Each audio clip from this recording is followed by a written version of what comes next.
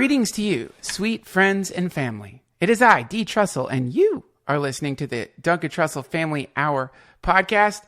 I would first like to start off with a very quick, non-sponsored ad for an incredible new service that they say is going to, in some way or another, potentially compete with Twitter.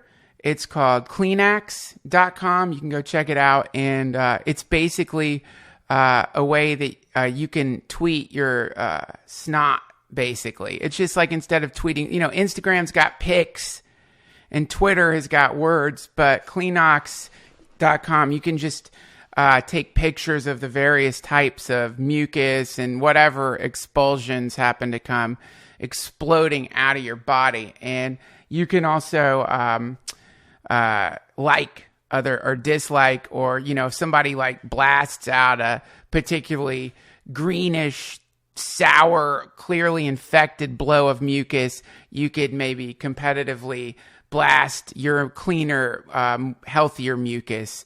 And if you get enough followers, there's potential sponsorship from a lot of the different industries involved in keeping us healthy and free of colds.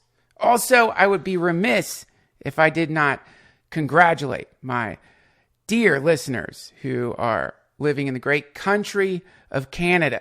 Congratulations. You are now in the peculiar situation of being able to freely carry plant matter around in your pockets or keep it at your house without fear of someone with a gun potentially arresting you, shooting you, separating you from your family, or in some way, shape, or form taking away some of your rights. It's crazy. You guys are really on the cutting edge of things.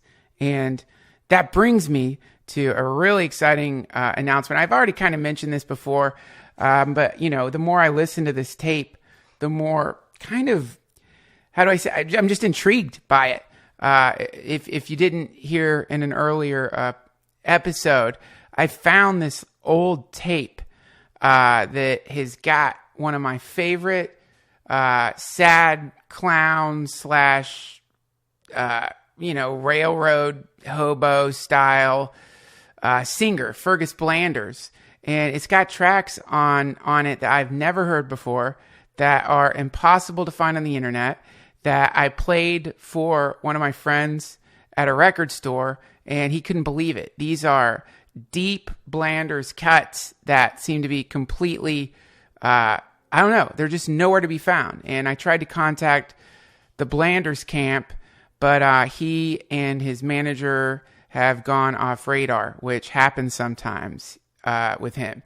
Last I heard, he was actually going to a monastery in Bhutan to do some kind of performance out there, which seems absolutely bizarre to me because he's a hard-drinking, self-indulgent, if you ask me, I still love his music, kind of dude. But that's neither here nor there. My hope is that I don't get in trouble for playing this track, and I'm just going to include some of the weird shit that also got taped over as a kind of I don't want to be correctional here, but if you find a tape, don't tape over it before you listen to what's on it, because you never know what you could be taping over. And in this case, somebody with completely good intentions, or maybe a group of people, I don't know, a few different people taped over really, really rare tracks that maybe even have the potential for being made into an album or something. I mean, this is like finding some old Jerry Garcia songs or something that no one's ever heard before.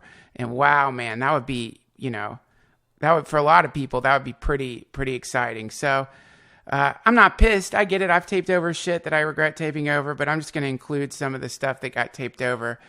This completely rare, and as far as I know, never before heard Fergus Blanders song, and I'm playing it because it has a little bit of a connection to Canada.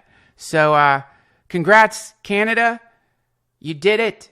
You can now have plants in your pocket, and way to go. And also, don't forget Cleanox.com. It's cold season, and you're going to be able to make so many great, incredible sprays of mucus and share those sprays of mucus with your friends, and maybe even make new friends, or get into, polite kind of mucus competitions with people from all over the world. That's Cleanox.com. And again, they haven't sponsored me. I'm just very excited about the service. So here we go. Here's a never before heard Fergus Blanders song, followed by a little bit of business, and then a wonderful conversation with the creator of DanceSafe, Emanuel Sferios. And if you're from the Blanders camp, my apologies. If you want me to take this down, I will.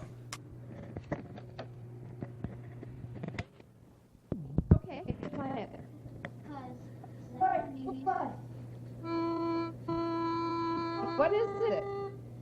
Canadian national. Okay, go ahead and play it. Just smoking marijuana within a 2-year period, who were intelligent at first, and after 2 years of marijuana, they just came around. They go, hey, how you doing?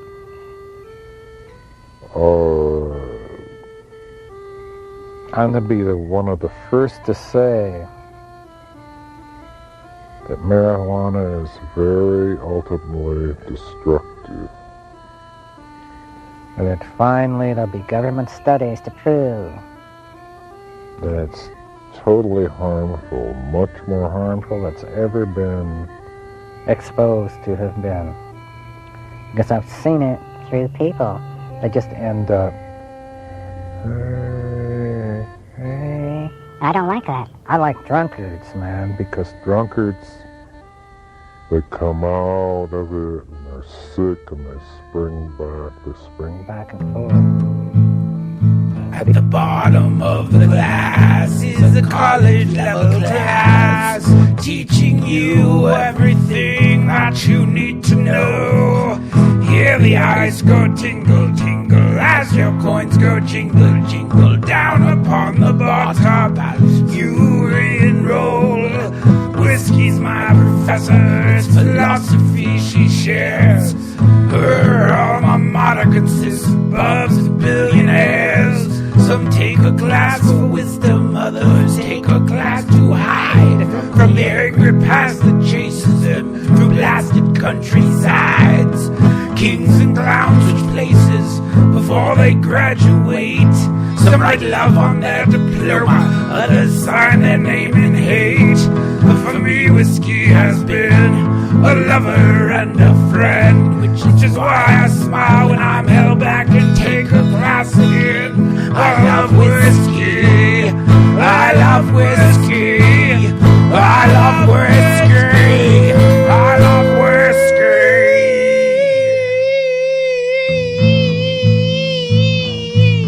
And for tomorrow, is to go in early. Medical claims filed. Whiskey is my mother, 'cause whiskey fucked my dad. Whiskey's the best parent that this kid never had.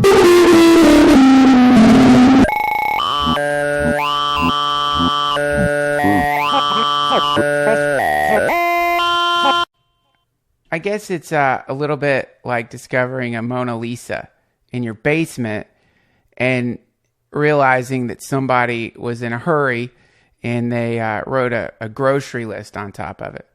And my friend was telling me that in a weird way, there's some parallels between writing a grocery list on top of the Mona Lisa and karma, that pretty much every single person is a grocery list written on top of the Mona Lisa, and that meditation is not so much to make better lists, but to become who we really are.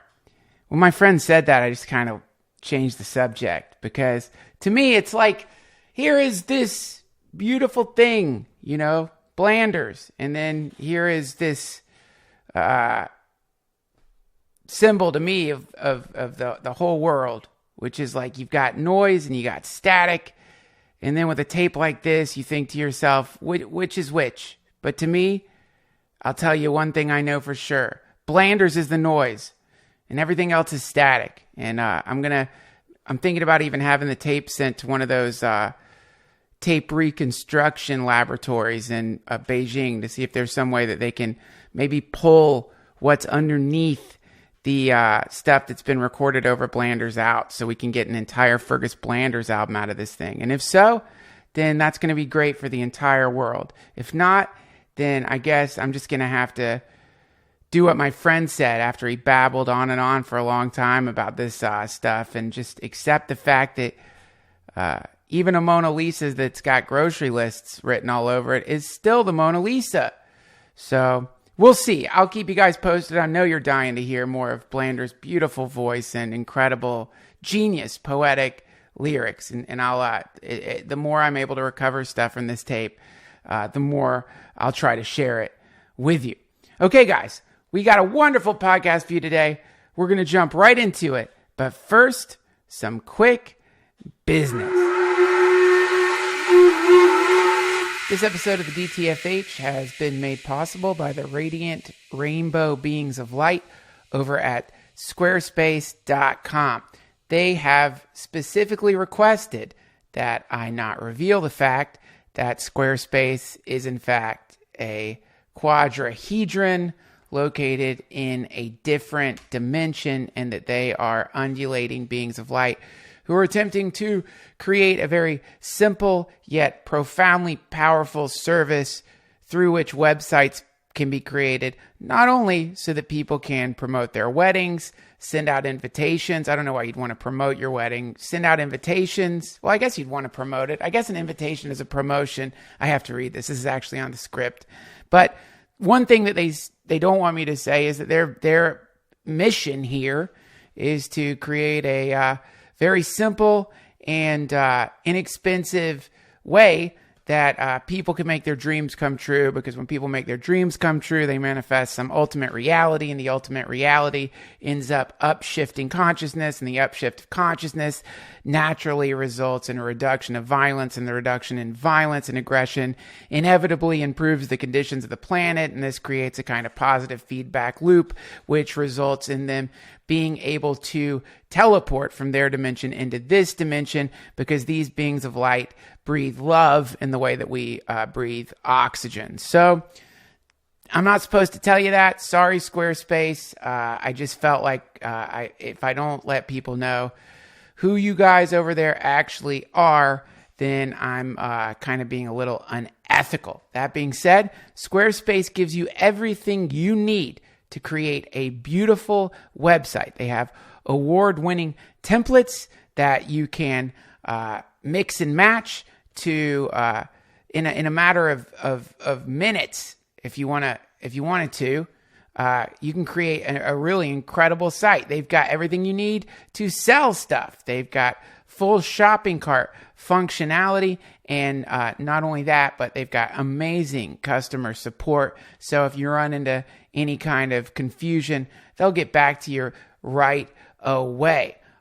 They size to any device, and it's probably inappropriate to say this in the midst of a commercial, and I'm not trying to spread fear, and I'm certainly not trying to bash the great web designers out there who do such a wonderful job making wonderful websites for all of us to enjoy, but they're not all great, gang.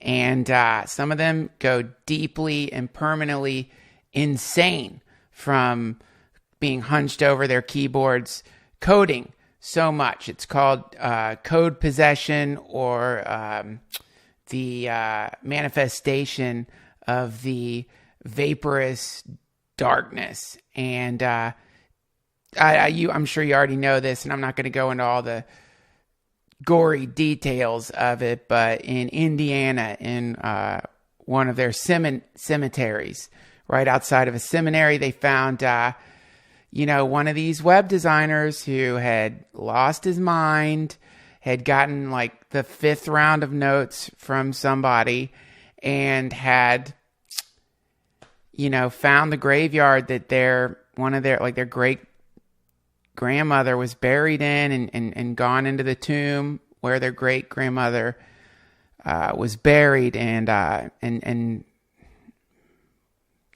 not going to go into the details, but I'll just say they defiled the corpse, and spray painted on the wall some kind of HTML code that I guess if you were to put it into a computer would just say, fuck you, man. So that sucks. And again, this is not to bash all web designers, but if you ask me, I like doing stuff myself, and Squarespace.com is it's got everything you need. So you can do it yourself, make a beautiful website at Squarespace, and then if you decide that you want to hire a web designer, just make sure that you don't reveal what cemetery any of your relatives happen to be in. Chances are everything's going to be fine, but man, it's some pretty heavy stuff. Right now, you can head to squarespace.com/Duncan. And when you're ready to launch, use offer code Duncan to get 10% off your first order of a website or a domain. That's squarespace.com/Duncan. Use offer code Duncan when you're ready to launch, and not just launch a beautiful website, but launch what could potentially be the great shift in consciousness that is going to completely and radically transform this planet, not by adding flashy new stuff like spaceships and teleportation and monkeys that can drive, but by connecting us to a kind of primordial pre-existing technology, which is the fundamental ground of goodness that makes up all things. And the glowing beings of light over at squarespace.com want to be part of that process. And you can too, by creating an amazing website that shines that sweet rainbow light through every pixel on the screen of whoever happens to be looking at it. That's squarespace.com. Also, a deep, heartfelt thank you to my Patreon subscribers.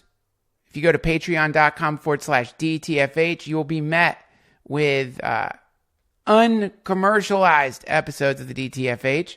You'll also get access to all kinds of stuff over there, including sometimes hour-plus long rambling things as I try to help myself understand some of the things that I'm currently being taught by my meditation teacher. Well, at least that's what the last ramble was about.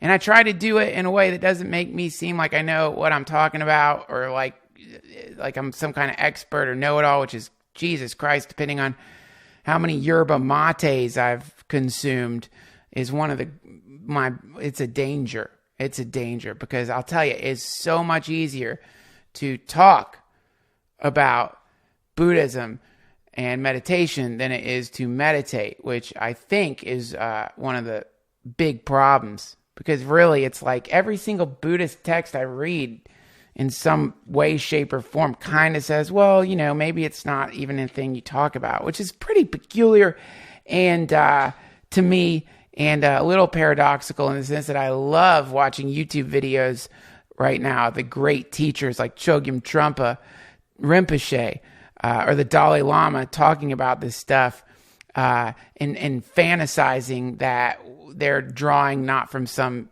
memorized stuff, but from their connection to an ever-refreshing kind of data stream called the Dharma. Could be completely wrong about that. I really mean, I don't know, but it's fun to think that. Anyway, thank you, Patreon subscribers. If you want to subscribe, go to patreon.com/DTFH and sign up. You will also get access to our Discord server, where folks who theoretically listen to the podcast, though now that I think about it, maybe some of them don't, hang out. And sometimes I pop in there, but these days, because of my big secret project, I've been in there less frequently, but I do dive in there sometimes. Also, thank you for those of you who have been using our Amazon link, which is located at duncantrussell.com. And we have a shop if you want to get some cool Duncan Trussell Family Hour merch. It's we got all brand new stuff over there. And God, what would make your mom or dad happier than to get a wonderful Duncan Trussell Family Hour t-shirt? Or if you're a mom or a dad, what would make your kids happier? Or you don't even have to know the person, you know, you could just bring it to your local grocery store, dinette, and just say, here you go. I got you this gift, man. And they'll be like, what is that? And you just smile and walk out knowing that you have made somebody's year with some of these incredible shirts that you will find over at duncantrussell.com. Friday, November 16th, I'm going to be at the Samrasa Center in Echo Park and recording, I guess you could call it a podcast. It's more of like I don't know what you would call it. Why do we always have to call things stuff? I'm going to be up there talking with David Nickturn, my meditation teacher. He teaches classes all over the world, and he's coming into town. And he lets me sit up there and ask him questions about a particular branch of Buddhism, the lineage of Buddhism that he's in, which he was a student of Chogyam Trungpa Rinpoche, and he's a really great teacher. If you're woo-woo adverse, or if you kind of like think, I don't want to go to some new age talk, man, or whatever, it's not like that. It's what I love about him and the lineage that he teaches, and I know lineage sounds like a fancy word, but it's like that's what they call it. It's and I didn't mean that in a condescending way. I mean, it's like lineage. The sort of the school he's in is pretty basic, and I used to hate that about it, and now I love it about it, because it's real simple. There's not a lot of bells and whistles attached to it, and it's all kind of sort of centered around a very experiential way of practicing Buddhism, which is pretty awesome because it's so easy to get caught in all the I guess what we are calling right now icing, as he and I like have, as he teaches me. You know, it's easy to have a lot of icing and not much cake, and the icing is pretty awesome. And I love icing, and I've also, as a child, if I'm going to get sick at a birthday party, it's because I've been eating way too much icing. Even though it looks good and it's delicious and sweet, you want some cake under there. And so that's the topic, is lots of icing, not much cake. Cutting through spiritual materialism. That sounds maybe really heavy and potentially boring, but it's not. It's just a fun thing to think about, sort of the difference between all the extra stuff that you might add on to this practice or that is really cool and fun and awesome. I don't know, maybe like a practice where you wear capes and juggle magic wands and have like some kind of like dance sessions and oil yourself down, roll around in some kind of ball pit. Only it's not balls; it's like miniaturized globes that make like the Om sound, and then and somebody on the side has a mister that sprays mescaline infused mist on top of you, and then when you're done, you're sort of like laid out on a nice bearskin rug and spanked by a professional spanker who then rolls you up in some kind of velvet blanket, and then you sort of hang out in the velvet blanket while being massaged or something. And all that stuff sounds really fun, and now that I think about it, I hope somebody creates that religion. But it would be easy in all those steps to get kind of lost if there wasn't some underlying basic E equals MC squared 2 type thing to the religion itself, you know? And some, I think maybe some things actually are just all icing and there isn't any cake. But then is the icing actually considered the cake? Is there a difference between the icing and the cake? Who am I to say what's fucking icing and what cake isn't? Maybe some people want a nice big fat bowl of fucking icing, dude. Back off, man! So that's what we're going to talk about, and maybe we'll figure it out. Maybe we won't. Again, that is the Friday, November 16th at the Samrasa Center in Echo Park, LA. It's from 7 to 9 p.m. and there's going to be refreshments, and we'll hang out a little bit after. So this is a cool thing if you are interested in this kind of stuff. Even if you're not interested in this kind of stuff, why not just drop by and see if you see and just be bored with it. Be bored. Just come be bored. If you don't like it. Okay, man. I guess that's about it. Oh, shit. One last thing. My guest, today's guest, Emanuel Sferios, is the creator of DanceSafe, and this sometimes happens that at the end of a podcast, the guest kind of forgets something that they meant to mention. And in this case, DanceSafe is now making available fentanyl test strips. If you're somebody out there who likes to use white powders, and if you're somebody out there right now who is using some kind of white powder, particularly heroin or cocaine, not to make you paranoid or anything like that, and you'll hear Emanuel talk about this a little bit more. You could research it. I guess fentanyl is making its way into the white powders out there, and fentanyl kills people, and it's super powerful. And there's a thing called the chocolate chip effect, where a little grain of fentanyl might make its way into your white powder, and then you can OD. So if you're somebody who is doing that right now, you might as well order some of these fentanyl test strips by going to dancesafe.org. Why risk killing yourself?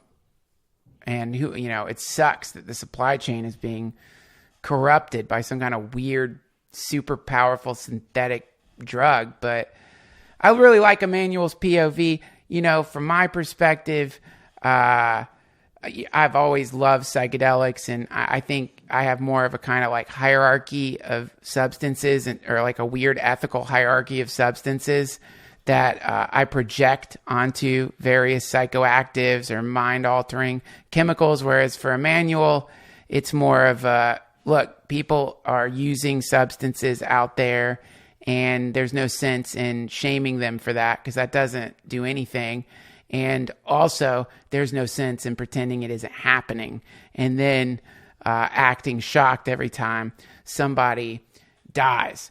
Why not just accept the fact that part of being human for some people is engaging with substances that are sometimes dangerous and potentially deadly, and then make available to people things that can sort of mitigate that risk. I love that. I think it's a very, very intelligent and rational POV when it comes to drugs. But he's going to articulate that a lot better than me. And I really love chatting with him. I always found it to be very educational. And also, as somebody who from time to time really does enjoy using some psychedelic or mind-altering substance, I always feel a little more informed and a little sort of more grounded in what's going on out there, because folks like Emanuel they keep their ear to the railroad track, so to speak. And also they set up DanceSafe, Emanuel's organization, actually sets up booths at events where they test drugs for people, so we can avoid the thing that happens at some of these events where somebody takes something that isn't what it is, and then the entire event ends up, being transformed from a celebration to a tragedy. And this all, of course, has its roots in the insane prohibition of drugs, which absolutely does not work, and the absolute insane Rave Act that Biden passed, which just doesn't work. It doesn't work. If it worked, great. It doesn't work. People are still dying, and the reason they're dying is because they're not being educated, and they don't have access to tools that they could use to mitigate risk. God, I sound boring.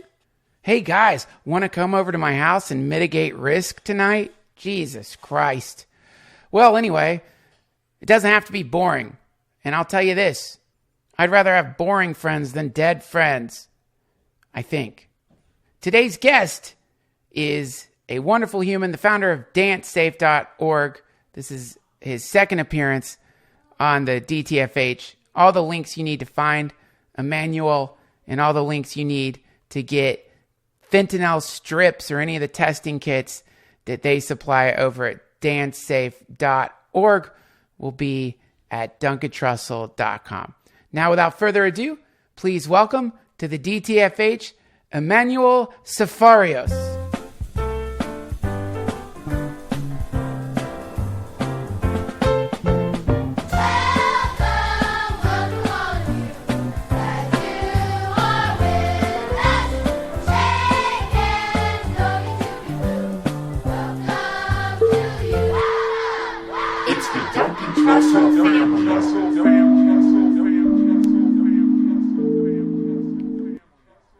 Emanuel, welcome back to the DTFH. What a wonderful thing to have you here with me. Thanks, Duncan. It's great. It's great to be in your studio. Oh, man. I have so much respect for you and what you do because, as many people know, I am a lover of psychedelics, and I have, since I was 16 or younger, been infuriated by the prohibition and the stigmatization of psychedelics.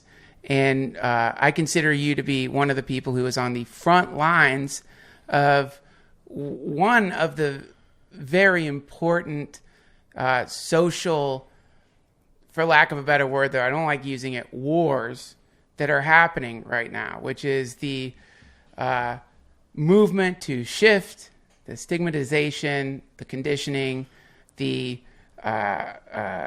complete superstition surrounding psychedelics into a more logical arena, and also in that process to get a lot of people potentially out of prison and get a lot of people who might have gone to prison to keep that from happening. So thank you. Let me just qualify that. All drugs, not just psychedelics. All drugs. We need to get rid of that stigma. Right. Yes. That's the cool thing about you, too, is that you don't do what I do, which is like I have created a hierarchy of the good drugs and the bad drugs. Right? Yeah. This is so funny because like my meditation teacher told me that this joke, which is like really cheesy but really funny to me, which is because he's a musician.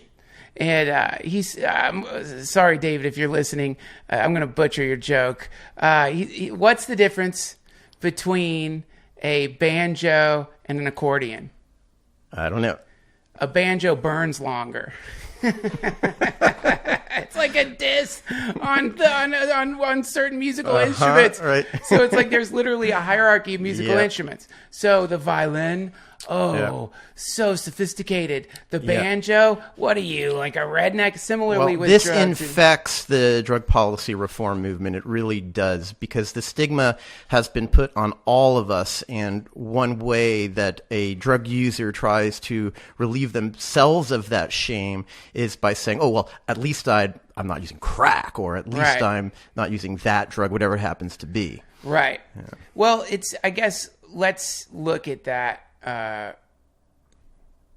Let's deeply look at that, which is certainly all drugs are not equal in the sense that there are certain drugs that have far more damaging effects on the human being than other drugs, right? All drugs have risks and benefits, and some drugs have a greater risk profile in certain areas, addiction potential, things like that. But what we have to understand, and the most important point that needs to get across, is the vast majority of all drug use, no matter what drug you're talking about, the vast majority of people who use that drug use it non-problematically and, in fact, obtain benefits from it. And that's true with stimulants. That's true with opiates as well. We just see in the media and in our own lives the worst case scenarios. We notice when people are having problematic drug use. I'm going to give you an example of something that William Burroughs said that I remember when I heard it, I thought, my God, this is just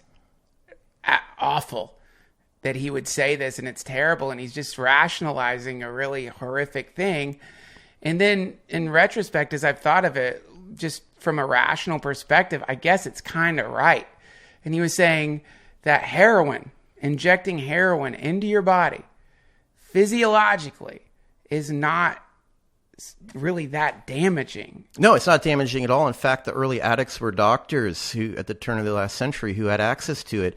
They lived long, healthy lives. Surgeons operating on you while they were on their heroin.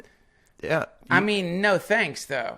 Like, you know what I mean? Like, if I went to my doctor and he's like, we're doing a surgery next week, I'm going to be so fucking high on heroin. Well, wait, let me blow another myth for you then. Okay. So they have heroin maintenance programs in Switzerland and Germany, even some in Canada. We're talking, instead of methadone or Suboxone, if you're an addict, you can enter the program and they just give you your heroin as much as you want. You can go in 3 times a day. It helps these people get their lives back, put food in the fridge for their kids. The thing we don't understand is that when you're using high-dose opiates, the high or the inebriation effect only lasts a couple of weeks. After that, you're just feeling normal. Right. You're not getting high. Right. Yeah. The notion that heroin addicts are, or let's call them just daily heroin users, are chasing a euphoria, it simply isn't true. And when we look at the phenomenon of addiction where people can go to prison for a month or two and not have access to, well, you can get access to drugs in prison, but let's say some people can't. So the withdrawal symptoms also only last a couple of weeks. So you've gone through the withdrawal symptoms, you come back out, you start right up again.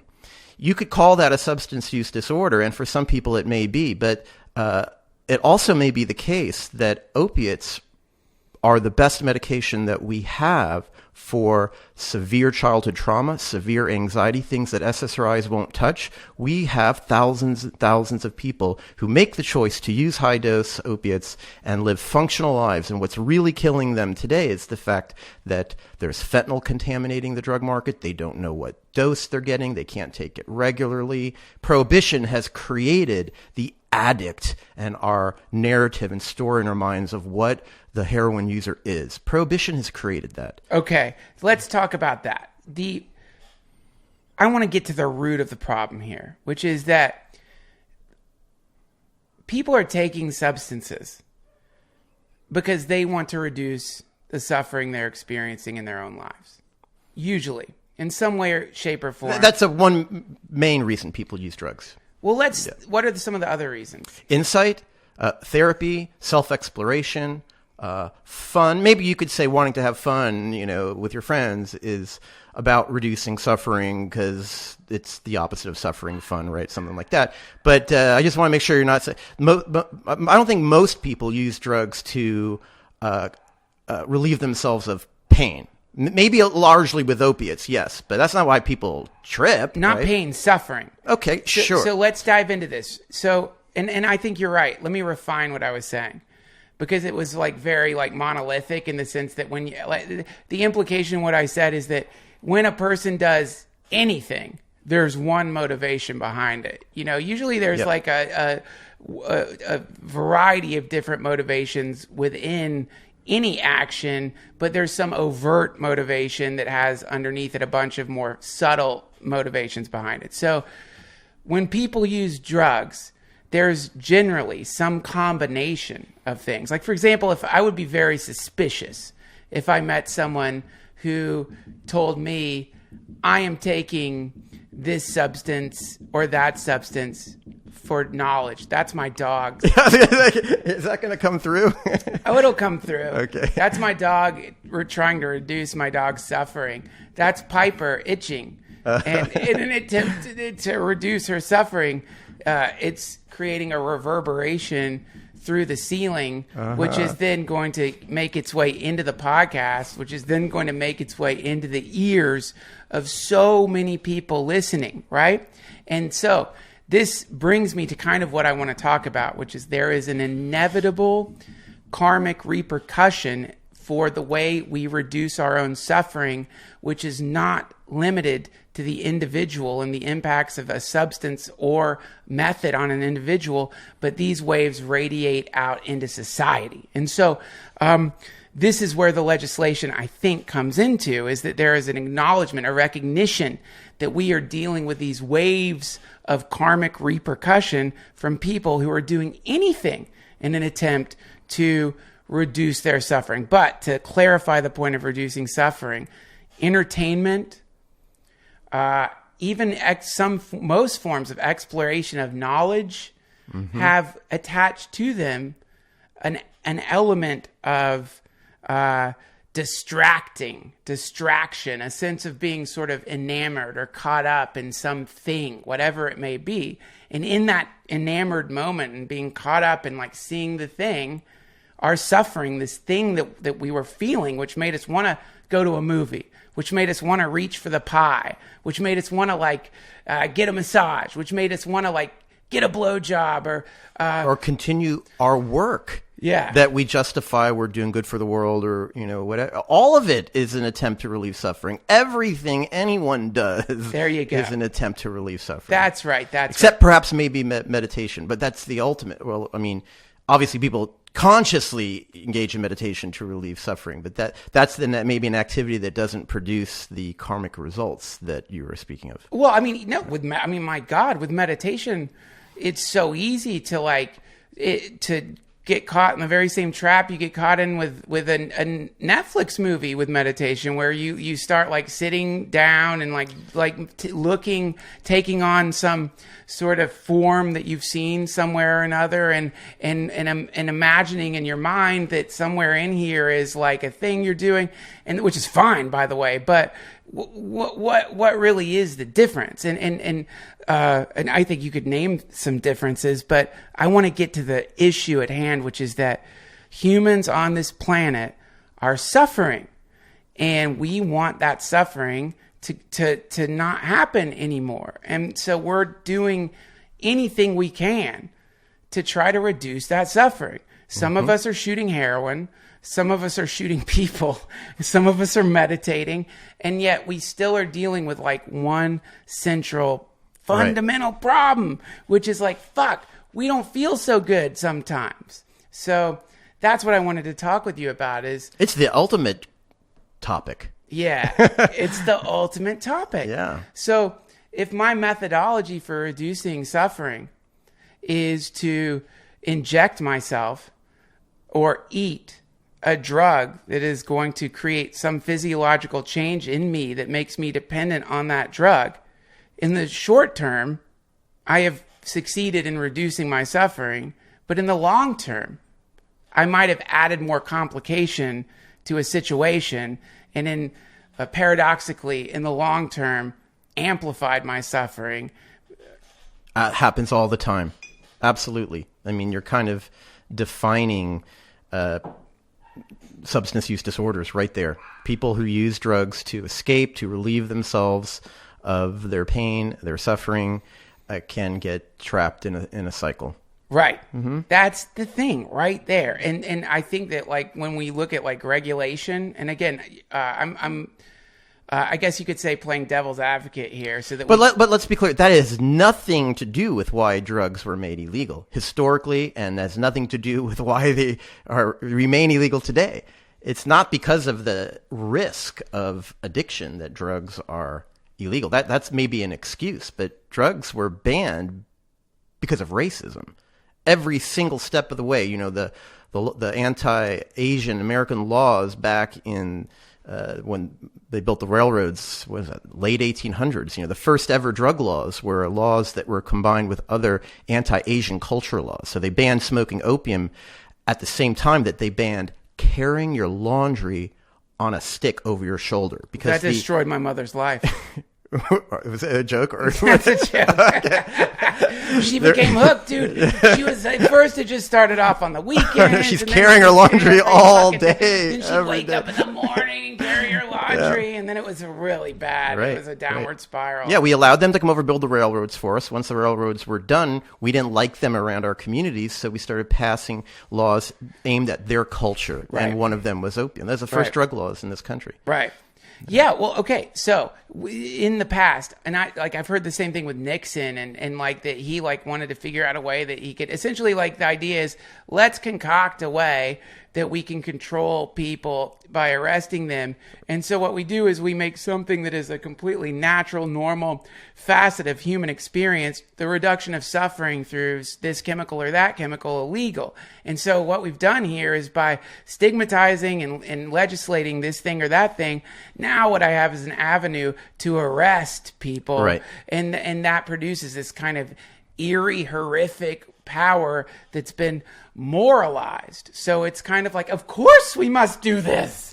Of course we must, because if not, then we're going to experience this rampant, terrible, fucking ripple pouring through society, and it's going, and all of the world will collapse because of this. Well, Portugal is a perfect example of why that's false. Portugal decriminalized all drugs in 2001, so that's 17 years ago now. Personal possession for personal use is no longer a crime in Portugal for all drugs. They reduced their overdose rate by 53% just by doing that. Wow. And they have one of the lowest rates of drug use of all of Europe. Wow, that's so amazing. Yeah, what's so funny is when they legalized marijuana recreationally in California, my interest in it diminished. Oh, yeah. Prohibition creates this forbidden fruit effect, which not only attracts young people to the drug, don't do that, that's bad, but also causes misuse and abuse. Because when you prohibit something, you say, there's no benefits, there's only risks. If you do this, you're bad. And so the consciousness of using it responsibly to obtain the proper benefits, which of course includes not using it too much, don't take too high of a dose, don't miss it. That doesn't even enter the consciousness of a lot of young people. This is why I founded DanceSafe, was to create a positive drug culture, one that recognizes the benefits, because that's the best way of reducing the harms. And it's why I named my new podcast Drug Positive, for the same reason. Very quickly, we already talked about it on the podcast that you were here, but maybe for some new listeners, can you talk a little bit about what DanceSafe? I should have this elevator pitch perfected by now, right? DanceSafe is a peer-based harm and risk reduction nonprofit with chapters in, I think now about 20 cities across the United States, where we provide harm and risk reduction information and services. Basically, drug checking services. We'll test your ecstasy pills or any drug you want for you, so you know what you're taking. We have literature that we bring to events on the safer use of substances, and peer-based drug education from a non-judgmental perspective. But I'm a bit out of the loop here. I thought that because of Biden's law that doesn't happen anymore. Oh, so the RAVE Act has sent a chill through much of the festival community, and some festivals don't allow us to do pill testing on site. Some don't allow us there at all because they're too afraid, but we still are able to do a lot of festivals around the country. So how does that work? And I think we talked about in the last podcast, if like you're running a tent where someone is bringing in a Schedule 1 drug to be tested, or whatever scheduled drug, can a cop just position themselves somewhere outside the tent, and when people walk out, arrest them? They could, but the exact opposite has happened. We've had cops who have confiscated drugs on people come to our tent and say, hey, can you test this for me? I want to see what it is. Really? There's a very strange relationship between law enforcement and harm reduction. They might be arresting people at the festival, but yet they allow harm reduction to do its thing. Now, that's not all cops. Obviously, there are some counties, and these are usually the events where the promoters won't allow us to do the testing, that would be totally against that. But in the counties that understand harm reduction, there's usually a lot of cooperation. Well, I mean, yeah, because, the thing is, like, you created, like, there are many police officers I've met are people who are doing it because they actually want to help people. Like, you know what I mean? It's not like we were running. I think most go into the profession thinking they will be helping people. Yeah, right? and they're like taking on the shittiest job. It's like the shittiest job. It's like being a bouncer for society. And it's like, you've got to like, when I wake up in the morning, like this morning, for example, one of my anxieties, I think, man, I hope I I give you a good interview today. That's an anxiety. You know what I mean? I get a little flutter inside of me, and I'm like, man, I hope that like I don't overtalk or whatever. Well, if you're a police officer, you wake up in the morning and you think, man, I sure hope that I don't end up in a situation where somebody fires a gun at me. And I don't know exactly how I would never do that job, right? So somewhere within that stress, I think there's a lot of probably opportunity for somebody to start exhibiting some pretty like symptoms of PTSD and anger and who knows what else. But anyway, the point is, they're not all bad, man. And and certainly when it comes to this issue, they don't want to be arresting people for some bullshit that they know is like on the hierarchy of harm. Yep. You know, but I think they realize that. I think local police, local city councils get it way more than the federal government gets it. Right.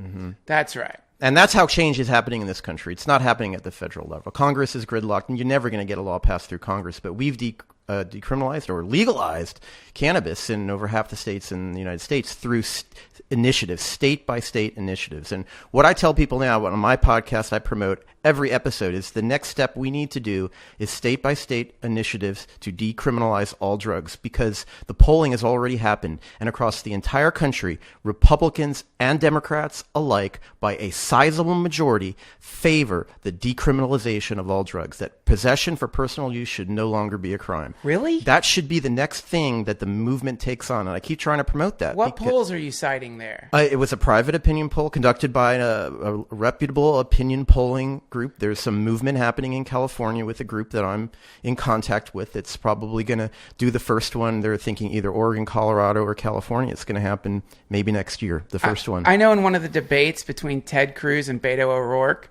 Ted Cruz brought up that Beto O'Rourke at some point in his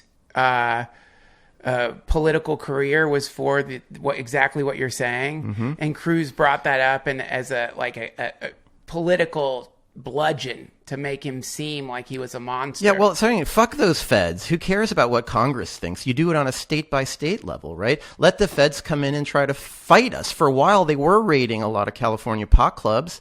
Now they've given up. Now they've kind of said, okay, even Sessions is not greatly turning the clock back on cannabis. That's right. Respecting the states' rights. No, So, I mentioned that because there are obviously people at all levels of government who agree with you, but know that if they come out publicly and say that and cite the statistics and the data related to what happens when you do that, as far as harm reduction goes, they're still going to get crucified. They can't say it because these days, and all days, it seems like, unfortunately, people are magnetized not towards logic. They seem to be more magnetized towards passion. They seem to, right? Go figure. Yeah. Well, the great thing about propositions is that you don't need any politicians on board. You collect enough signatures, you put it to the voters directly. Wow. So this is, okay, great. So I do want to get into like something a little bit more philosophical, but only because you are such an expert on this and you've made it your life's work.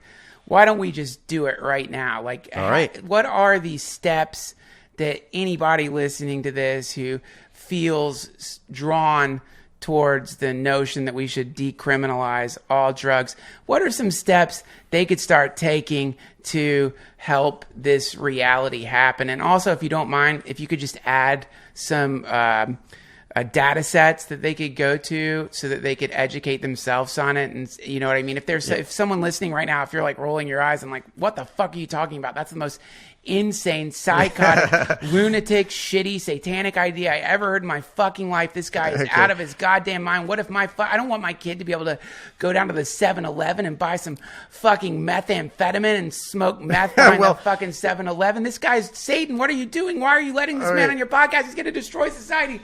Tell them the data sets and then give us some like step-by-step moves.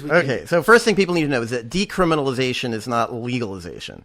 Decriminalization just means that personal possession is no longer a crime, but manufacturing and selling still remains a crime. Now, I'm an advocate for full-on legalization. Every drug needs to be regulated after it's legalized, but that's for another show when you have me back on in a year or whatever. Okay. But decriminalization is what they did in Portugal. A couple other countries have it too, where if you are using drugs and you have them on your person, on your body, that's not a crime, not even a misdemeanor. California has made personal possession just a misdemeanor, so it's close to decriminalization. If you just have drugs on you in California, because Prop 47 a few years ago, and you get busted and they can't show that you intended to sell them, that's just a misdemeanor. Oregon has a kind of decriminalization law similar where it's a misdemeanor if you don't have any prior felonies. Don't ask me why. But anyway, we're moving to that direction. So what happens when you decriminalize drugs? And if you take the Portugal example, the most important thing that happens is you open up the public space for conversations and services to take place. Most people are dying today. The people who are dying from drugs today, they're dying because they're hiding their drug use. They're not talking about their drug use with the people they need to be talking to about them. Doctors, teachers, public health providers. They're not going and obtaining the services that even the ones that are available for them. Right. And safe injection facilities and DanceSafe and the RAVE Act preventing us from doing harm reduction work. Once drugs are legal to possess, all of those of us who are trying to get these services out to people, it instantly becomes widespread and available. Wow. And opens up the conversation, changes the culture. Now everything changes. It's not that they diverted money from enforcement into treatment, and that's what reduced the overdose rate. We know treatment doesn't work. Medication-assisted treatment for opiate addiction works pretty well, but 12-step works for a tiny percentage of people that enter it. It's not treatment. It's just the fact that Stop the presses, Satan. Hold on. Yeah. Hold on. Okay. Now, I am not in a 12-step program, but I have many, many friends who are, and these people have certainly relapsed multiple times. So if the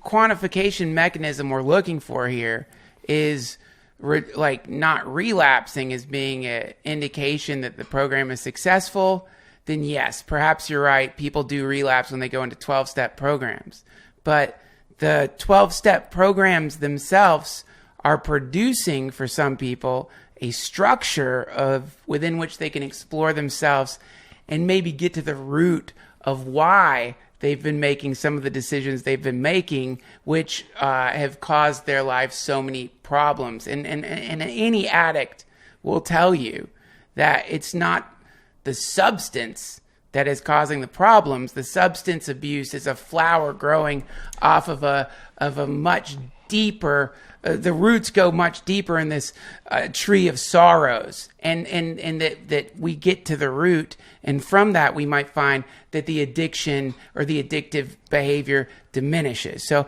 I don't agree with you if in the sense that I do think they're effective in at least illuminating the interior universe of some people and showing that there might be a connection between that universe and the external universe in which they're experiencing so much chaos. Are you ready to unpack this? Yeah, let's do it. Okay, so like I said, 12-step programs work for a small percentage of people, but the data shows that they are not helpful for the vast majority.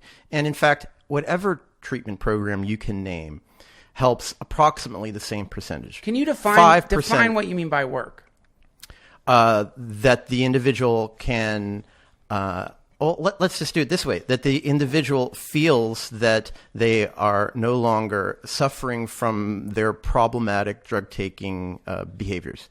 Because we're not going to call total abstinence the end result, even though that's what 12-step considers to be the only successful result in the end. Okay, so wait, hold on.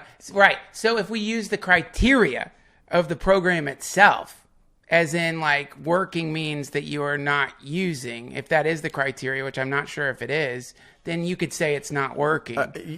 Well, even that criteria, absolutely, it's not working. But to be able to help a drug user stay alive and no longer have the negative consequences of their behaviors happening, that would be what we would call successful. And that could be moderation.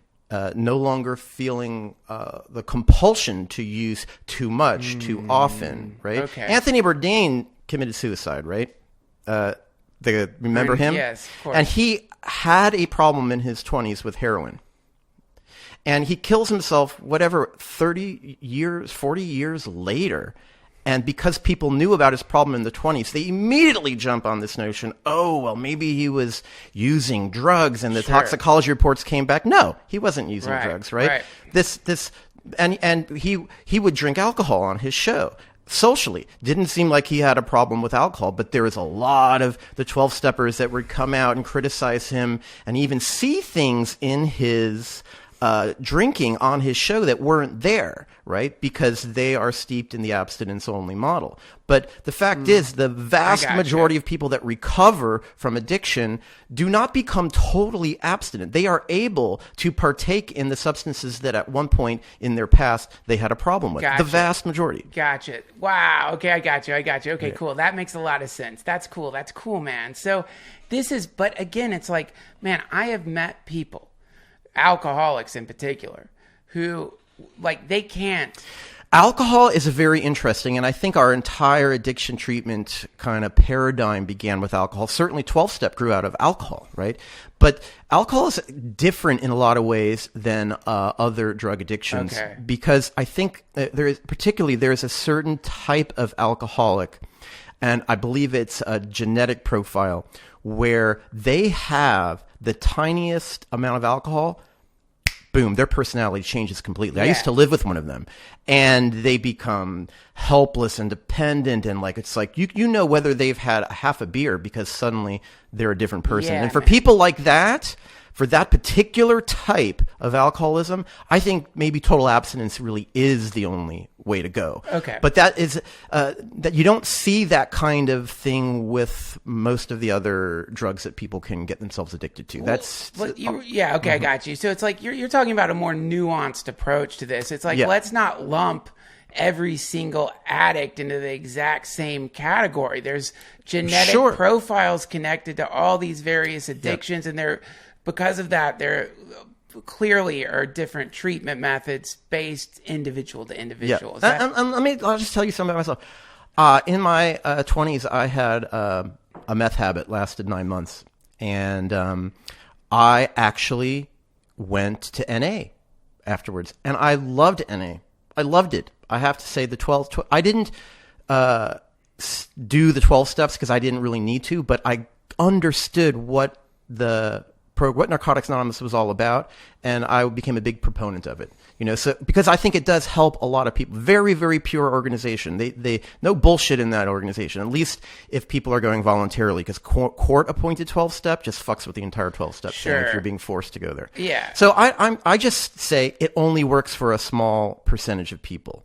And we need to include harm reduction-based treatment protocols as well. Or maybe revise our definition of working. In other words, it gets back. Well, I have a spiritual belief that allows me to say I don't have control. I don't think I have control over anything in my life. And in fact, my meth addiction really drove that home for me. When I was unable to stop using meth, I had to leave the city I was living in order to quit. Thank goodness it wasn't for very long. It was only 9 months, right?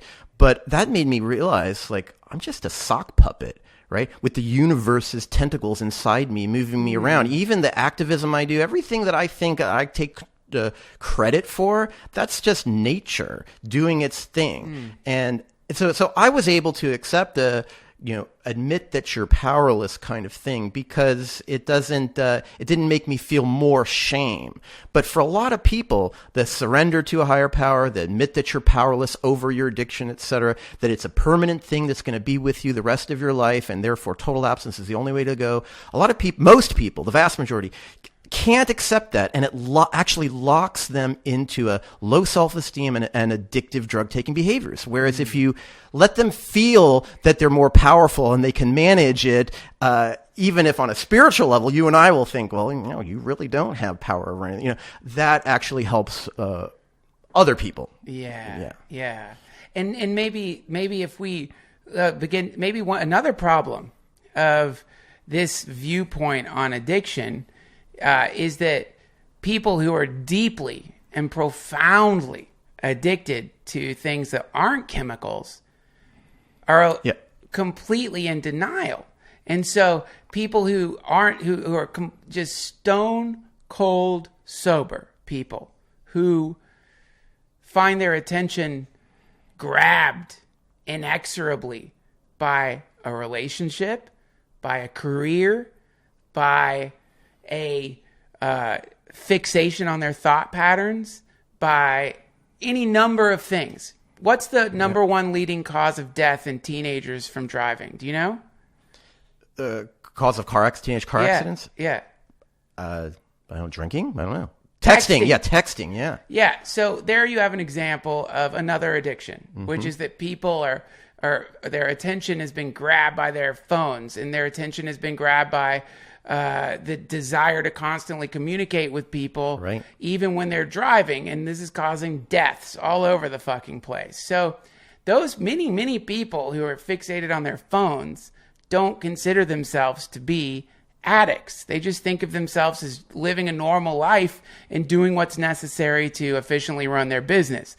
They don't realize that, and many people who are working all day long don't realize that they're addicted to that. And many people who are completely grabbed by the universe's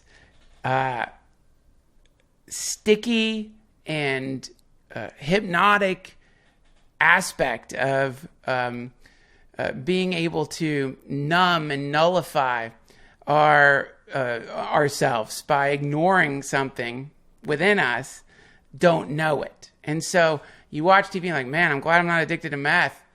And you've just been watching fucking Sean Hannity. You know what I mean? You've just been watching, you've been like sitting in front of your TV. Well, so you've touched on a really important point here, because I think, what drives the drug war, other than the money and the corruption of politicians, intelligence agencies, corporations, we got to understand, it's a little tangent here, there is no commodity that is traded in such a high value amount in the world more than drugs, except for one, and that's oil. It goes oil, drugs, and by drugs I mean just cocaine and heroin, right? Just those two, and then armaments. And so when you realize how much money, illegal tax-free money, is being made, that it's second only to oil, and it's being laundered through major banks, major multinationals, that corruption is really the elephant in the living room. I just wanted to put that out there. But the justification, the reason that the general public has such a hard time letting go of the drug warrior inside themselves is because it serves as the perfect scapegoat for what we realize about ourselves but don't want to recognize. And that is, we all overconsume.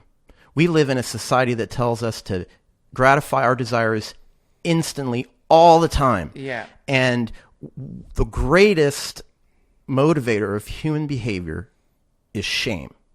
And so to offload our shame, to feel better about ourselves, we take what we don't like about ourselves and we project it onto what we consider the extreme version of that, the addict or the drug user. And we say, at least I'm not them. Yeah, sure. Why do we overconsume? We're trying to relieve our suffering in the wrong ways. Yeah. But I like, do you think you could go a little deeper into that? Like, why does a person feel drawn to this thing or that thing? Well, so, I don't know if you got the last email I sent you before I arrived here today, but I said, hey, remind me to tell you why I think artificial intelligence, generalized AI, sentient AI is never going to happen. And Will you tell me why sentient AI is never going to happen? Yeah, I will. And I think it speaks to this conversation we're having right now.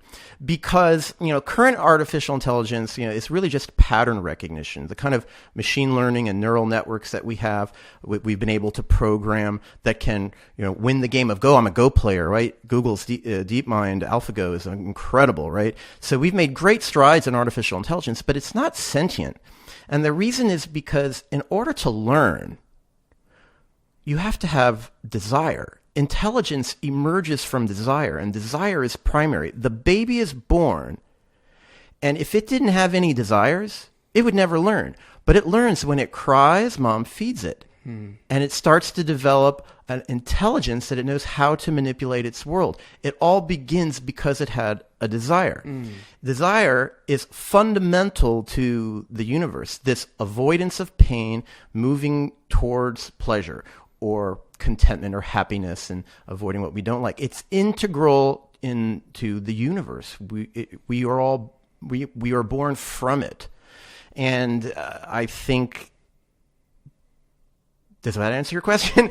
You asked why do we seek to pleasure and to avoid? You can't answer that except to say that that's the nature of the universe. Okay. And the spiritual teachings are about how we can get out of that trap, right? But to get out of the trap, I think we need to understand the nature of the trap. So, though I do in some way agree with you, the answer is that is the nature of the universe. I think then the next step would be, well, let's start looking at what is the nature of the universe. And then maybe from that, we can start understanding what kind of trap we're in here. And so let's look at that.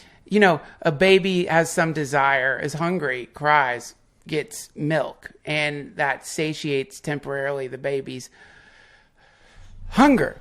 So the baby gets to survive now because the baby's gotten milk, right? But most people I know who are experiencing the incessant sobbing of an internal baby living inside their head, they're not looking for anything that's causing them to necessarily survive as much as a way to like do something in the moment, right? So it's like a book, a movie, you name it, a cigarette, whatever it may be. Well, boredom is really the perfect illustration that we live in suffering. There you go. We can't even sit still with ourselves. Yeah. We suffer just sitting still. Yes. Yeah. And that right there. So to me, like, I think a thing worthy of exploration would be to ask yourself if the milk that you're giving the baby in your brain is actually making the baby stop crying, or have you done what I've heard really rotten parents do, which is when the baby starts crying, they just turn the stereo up louder than the fucking baby crying. The baby's still crying. You just can't hear it because now you're listening to Led Zeppelin 4 at 10 on your fucking volume, or 11 if you're Spinal Tap. And so in this, you know what I mean? Big babies. Yeah, right. So here, let's get into that, man, which is that it's like if the problem in the world is addiction, which I think it is. I mean, if you were to like look at the United States as an individual and realize that for 93% of this individual's life, it had been engaging in the use of a really, really, really, really dangerous drug, war, and you were to say, man, you were to sit down and do an intervention with the United States, and you'd be like, listen, I know you think this is working, but people really don't like you right now. It's causing a lot of problems in your social circles. And it's really, really getting in the way of you experiencing what you were born for. Then you would find, oh my God, it's this thing we call war is in fact another flower off of the very same tree. And what are the roots of this? And potentially, if we can discover the roots of that, then maybe we could start reducing these massive, fucking horrific flowers that look like people being blown up, people being thrown in jail, fathers and mothers ignoring their children. Well, what's interesting to me is that I think one of the best tools that we have to enlighten us about all of this happens to be a drug. What's that? MDMA. Oh, okay. MDMA is in its phase 3 trials in the FDA through the FDA right now as a treatment for PTSD. It has this very mysterious ability to heal unresolved trauma in conjunction with psychotherapy. You have to use it with intention.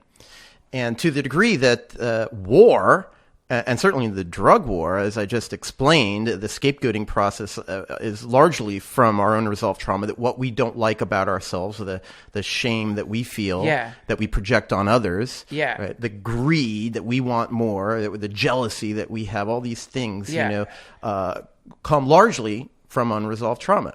We don't have to get into the psychopath conversation, whether they're born that way or not, because maybe even that trauma is inherited, right? Because like you, I think, I believe in the transmigration of the soul. So maybe it won't work for psychopaths, but for most of us, going deep with the help of a substance like MDMA can help us heal. And then, I had one of my podcast episodes is called Is the Military Trying to Weaponize MDMA? Because a lot of people are really skeptical about MDMA therapy for veterans. They think, oh, you're going to heal these veterans and then they're going to just put them back into wars, right? It's going to become a tool of oppression and empire building. And my position is, no, it doesn't work that way, because part of the trauma that veterans suffer is the knowledge that they went over there and killed innocent people based on a lie. And they can't, because PTSD is largely a moral crisis. It's an identity crisis where you've interpreted your trauma in a way that you blame yourselves. And then when you heal that, there's no way they're going to go back there and engage in the same evil, destructive behaviors that they did previously. Because the healing process itself is about acknowledging and recognizing that you're a good person and you wouldn't do something like that. So the healing process is about recognizing that you're a good person. And I think that right there, I think that's one of the keys, which is that right now we recognize ourselves. And the way we recognize ourselves is as a person, right? Good or bad. We just recognize ourselves. Like one of the products of being a human being is that you recognize yourself. When you look in the mirror, you see a you. When my dog looks in the mirror, I'm not so sure, but when we look in the mirror, we see an I. Oh, there's Emanuel. Oh, there's Duncan. There's me, right? So we recognize ourselves. And when we recognize ourselves, it doesn't stop there, does it? When we recognize ourselves, it's generally followed by a lot of other shit. Oh my God. Right. You look old as fuck. Oh my God, you look tired. Oh my God, you're getting fat. Oh my God, look at that fucking zit. Oh my God. Or if we're not looking in the mirror and we're looking in the funhouse mirror of our own minds, then we think, oh, Jesus Christ, I can't fucking believe I said that to that girl last. What the fuck was I thinking? Oh my God, why did I send that text? Why did I send that fucking email? Why did that person do that to me? Right? Right. And yeah, so in this recognition of the self, if there's a moment where somehow in the recognition of the self, you go, that's okay. Right there, a lot of the shit that you've been doing that's been causing all kinds of harm in the world and harm to yourself, it's probably gonna change a little bit. Right. But how do we get to that point is the question. How do, not just through MDMA or therapy, the question would be this. Is there something that is not connected to transitory phenomena in the world? Yeah, well, I think ultimately there is no self, right? We MDMA and having, even better than that, having good parents that raise you well can produce a healthy ego. And the West is very good at producing. Western psychology is based upon trying to produce healthy egos. And I think this is one of the reasons why MDMA is becoming legalized, because here in the United States, right, the westernmost country, the pinnacle of Western progressivism, right, despite Trump now, because everyone is recognizing its value in that way. But the East then takes the healthy ego a bit farther into the transpersonal realms, and there's a whole field of transpersonal psychology. But to get there, and then the more classic psychedelics tend to take us there, right? MDMA can raise us up and give us a healthy ego, and then we've got LSD, psilocybin, mescaline, DMT that can produce, not always, but can produce these transcendental experiences where we realize, well, one of the classic ones is, sure you're aware, we're all one. Wow, we're all one. What does that mean for you as a person to think we're all one, right? Like the deepest part inside of me is the same as the deepest part inside of you. That recognition should entail simultaneously a recognition that everything you think you are that's separate from everyone else is just transitory, including your mind, your body, your pimple, etc., and your thoughts, everything that I can claim credit for. Like I said earlier, it's just nature doing its thing. Yeah. I am really just this pure consciousness that's the same in everyone else. That's scary for some people because to believe that, because we are attached to our sense of separateness and uniqueness from others, etc. Also, you're gonna when you hear a thing like that, it's easy to get really confused by hearing a thing like that, because when you hear a thing like that and you haven't necessarily experienced a thing like that, or if you have experienced a thing like that, it's been in the midst of like a hardcore psychedelic moment that has then caused, like, I can think of many of these experiences with psychedelics. Were they difficult? What? Were they difficult for you? Oh, no, absolutely not. The difficult part is the transitory period in between the merging with the universe. It's the place where the ego tries tries a million different tricks to not be to not become what we are. And so somewhere in there can be like something very similar to a yoga stretch that is challenging you and it hurts, and it can be really scary. And if you get stuck right in front of that place, then you can have a very challenging psychedelic experience. But the moment you pop past that into this place, then suddenly that's where people have these very healing experiences, I think. And I think MDMA is a really wonderful route to talk about this, because I have a personal experience with healing trauma through MDMA, which is that, and this was way before any of this research was publicly available. And I can remember being on MDMA and getting lucky enough to begin thinking about how much I hated myself. I got lucky enough to be able to summon up, to recognize myself, so to speak, as an ego, and to look at the ego from the lens of MDMA, rather than from the lens of that I had been looking at myself and the entire world through, which is a lens constructed through a combination of genetics, experience. The amygdala. But not just the amygdala, the language system, the story system, the story we tell ourselves. And so in that moment, from this incredible rush of love and deep empathy for everything, I was able to experience myself within that field. And within that, I was able to love myself for the first time, maybe since I was a kid. That's what all of the phase 2 participants told me when I interviewed them for my documentary.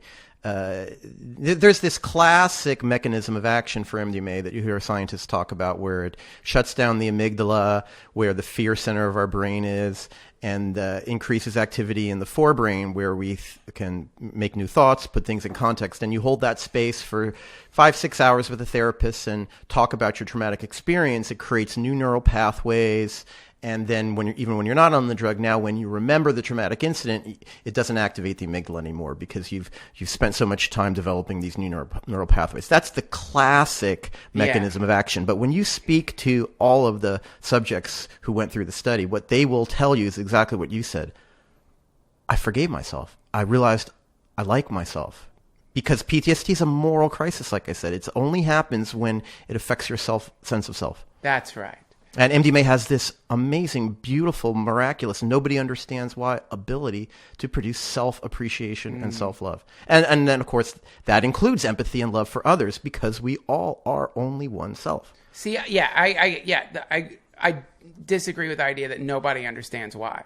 I think maybe from a scientific materialist perspective, there's some questions regarding the functioning of the sensory apparatus in general, just because we don't have the technology yet to fully map what's going on in there.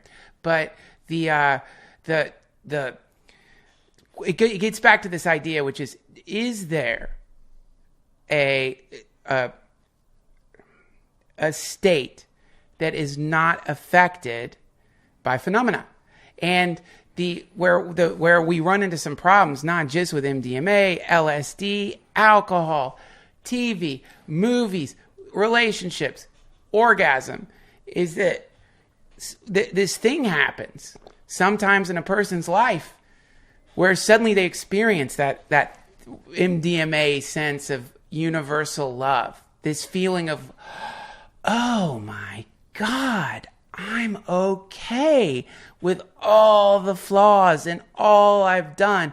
I was just doing my best. And then maybe in that moment on MDMA, you have this flash where you realize, wait, if I'm okay and I was just doing my best, then the people that were hurting me theoretically at some level are okay too. And then you start thinking, wait a minute, I think everything is perfect. Right? And it's a flash. Yeah. And then cut to next Wednesday. You look back and refer to that and you still feel way better than you did because you at least have been given a very temporary, vacation from the gravity well of your own self-loathing, right? Then cut to the week after, or maybe even not so long after the event. You so loved that experience that you're going to try to get it again. And This is where we run into addiction. And so now what I'm doing is I'm telling myself that this experience that I've had is based on external phenomena. Yep. And that, I think, is the root of the problem that leads to war, is because people are always going to this thing or that thing to try to get to a place that they already are.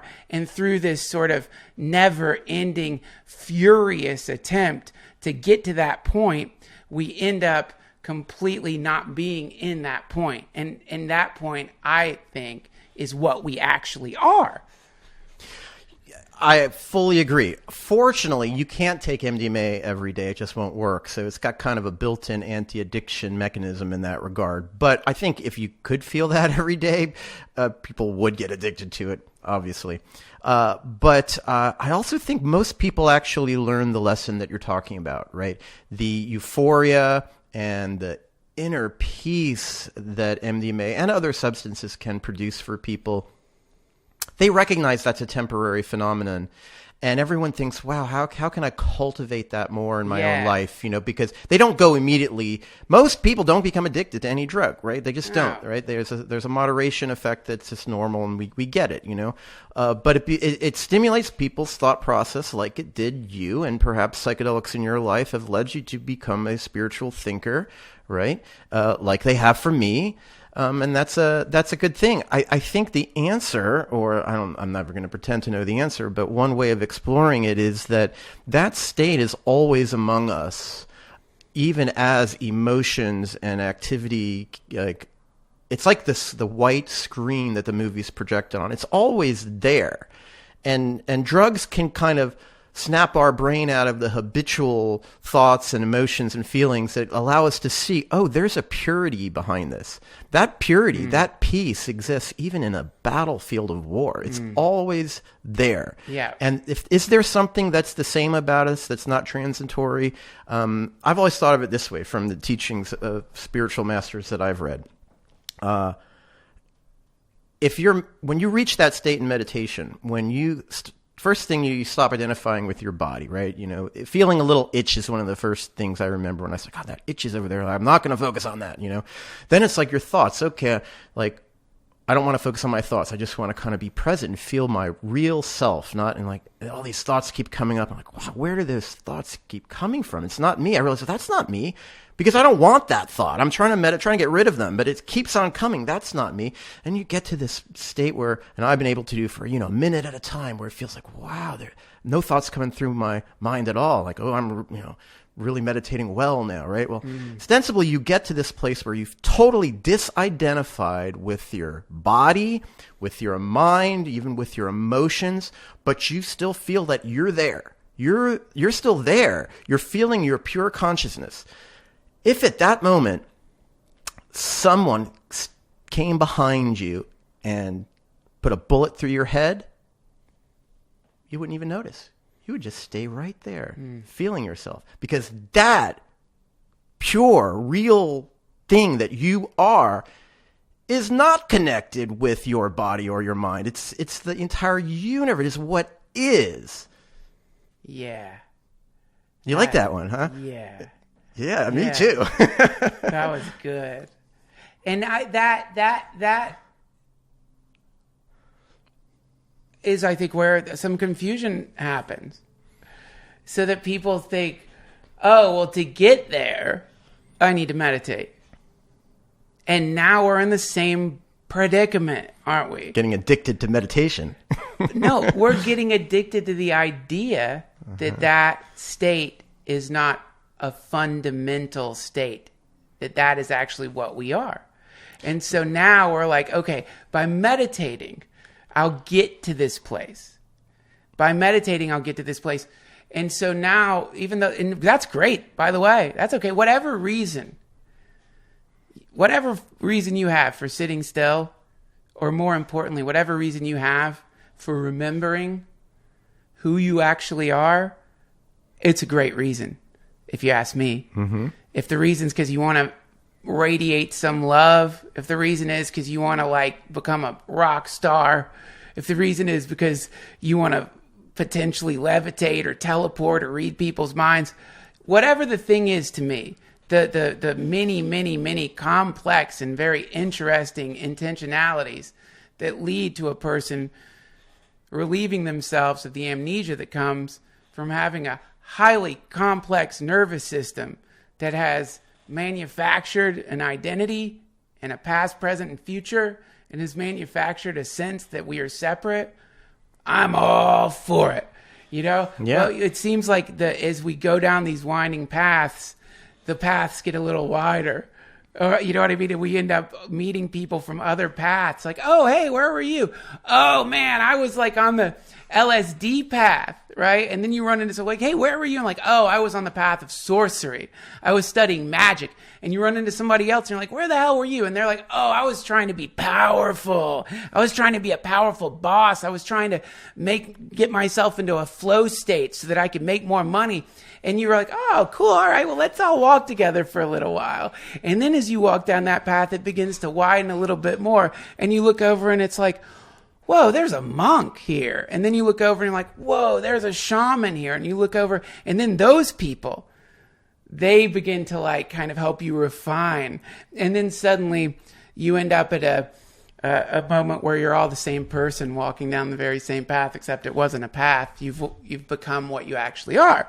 And you realize this isn't dependent anymore on some shift in this thing or that, you know. And that, to me, whatever way you have to get there, it's great. And one of the things I love about your perspective on substances in particular is it has that taste to me which is like, shit, man, it's all the same thing here, man. This is all the same.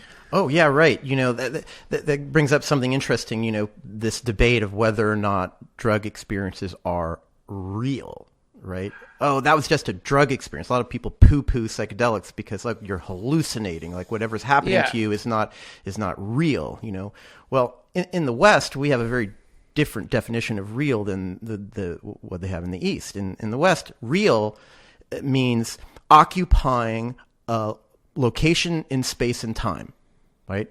This teddy bear, teddy bear I brought is real because there it is, you're pointing to it, blah, blah, blah, blah. And like say, if you have a hallucination is when you think something is occupying a space and time and place and it's not really there, right? And that's a little strange. In the East, real is that which has always existed, that which never had a beginning nor an end. If something came into existence and then left, then how can it be real? And of course, that's all phenomena. Everything has a beginning and end that we can see. You know? And so to them, the only thing that's real is consciousness. It's the one consciousness. And so, when I say to people, hey, I smoked DMT and I met these beings. Oh, well, that's not real. That's just hallucination. I'm like, it's as real as what I'm experiencing right now. I've learned from them. I talked to them. They talked to me. Am I saying they exist on a planet over there? I have no idea where they are, but all experience is as real as anything else, which isn't real, but it's all part of phenomena. That's one of the funniest things when someone does that trick, because when you report something and a person comes back to you with, no, that was an illusion. And the thing telling you it was an illusion is an illusion. It's like going it's like if you went in the DMT realm and one of these beings and you're like, hey, there's a whole other universe out there. And that being was like, yeah, that's a bunch of shit over there. That's not real. This is where it's really at. Right. But then it's just two sides of the very same mandala. And that, Yeah, well, that's why I'm not into this whole the universe is a simulation, right? That we are actually a simulation of another higher beings that have created us. I think this is like the way that in our modern world we're trying to come up with an explanation for these psychedelic experiences that we have that doesn't seem woo-woo to us, right? Because we're developing artificial intelligence now, and we have this idea that we're going to we have computers, we have little worlds that we can create, and we said maybe we're that world, and maybe like when you smoke DMT, these beings are from the world that has created us, and we're just computer avatars in their world, right? The problem with that theory is that it can easily, logically lead to an infinite regress. Well, those beings may be a simulation of beings higher than them, and then it can go on forever and ever and ever. It's much simpler to say that there's an infinite amount of beings everywhere on every level. We're all just consciousness playing itself out, and the only thing that's real is consciousness. It's not that those beings are real and that we're not real, right? Well, what if they're not real too, right? Well, this is a ridiculous question for you, but it's just a fun question to ask. What if I told you, and again, this isn't like I'm alluding to something or I believe it. It's just a fun thought experiment. But let's imagine that I told you, you are in a simulator. You're in a simulator. You're in a universe simulating machine, and beings in this universe simulating machine are really adverse to that idea for some reason or another. But you are in one. How would your life change after that? How would you start behaving differently? Well, if I didn't have a perspective that everything is just an illusion anyway, I might start thinking along the lines of the Matrix. Oh, I got to take that red pill. I got to escape. I got to get to the place that is real, right? And that's where I think the trick is. There's no place that's real, but yet there's an element of truth in the movie The Matrix that this is all an illusion. But we still cling. We still want to think that there's something real, that we have a self, in the pod that we can escape from and go on an adventure and kill the aliens, then that's finally real, you know? Right. None of it's real. Okay, that's funny, man. Right, because in your mind, it's like, yeah, okay, sure. So, yeah, it's like a never-ending, like, again, we're back in the exact same thing, aren't we?